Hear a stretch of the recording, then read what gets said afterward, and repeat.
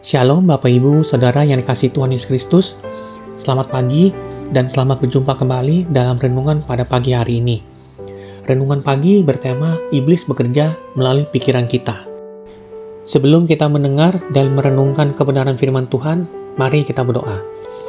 Tuhan Yesus, Allah yang kami sembah dalam nama Tuhan Yesus Kristus, terima kasih untuk pagi yang baru yang Engkau berikan pada kami. Napas kehidupan, kesehatan, dan kesempatan hari ini adalah anugerah-Mu.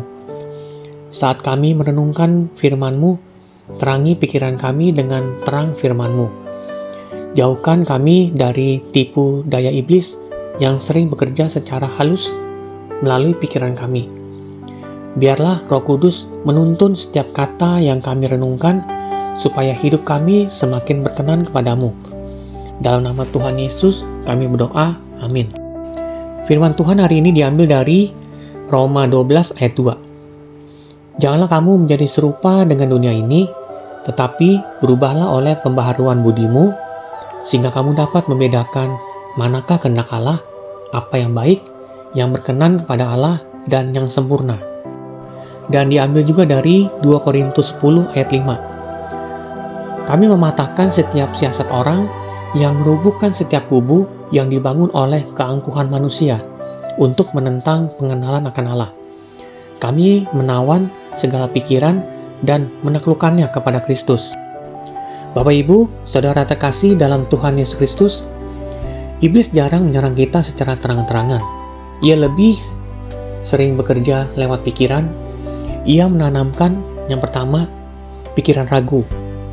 Apa Tuhan benar-benar peduli? Kedua, pikiran takut. Bagaimana kalau semuanya ini gagal? Ketiga, pikiran iri, marah, kecewa, dan putus asa. Keempat, bahkan pikiran yang terlihat masuk akal, tetapi menjauhkan kita dari iman. Iblis tahu satu hal penting, jika pikiran dikuasai, hati akan mengikuti. Jika hati mengikuti, tindakan akan menyimpang. Banyak orang jatuh bukan karena dosa besar yang tiba-tiba, tetapi karena pikiran kecil yang dibiarkan terus tumbuh. Contohnya, awalnya hanya kecewa, terus menjadi pahit. Awalnya hanya takut, terus menjadi tidak taat. Awalnya hanya membandingkan diri, terus menjadi iri dan bersungut-sungut. Karena itu, firman Tuhan menegaskan bahwa pikiran kita harus diperbarui setiap hari.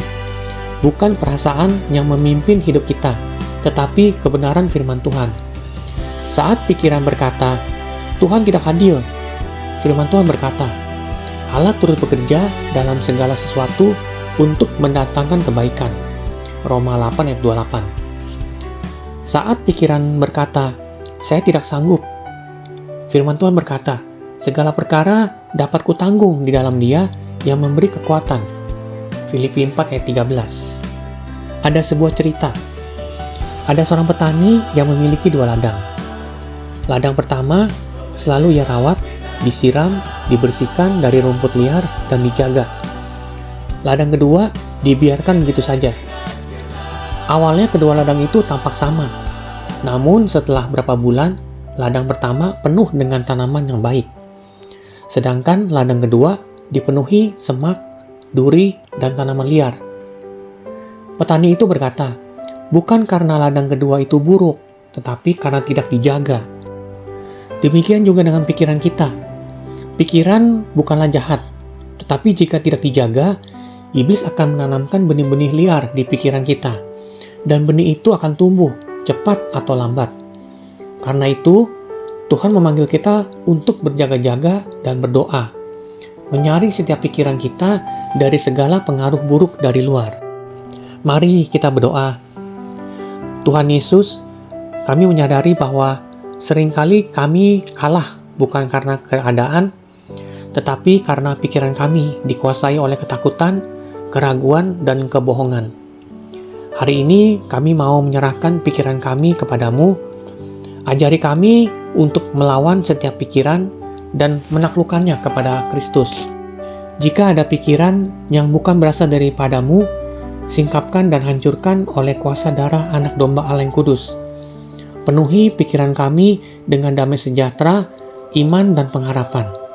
Biarlah hidup kami memuliakan nama-Mu, mulai dari apa yang kami pikirkan.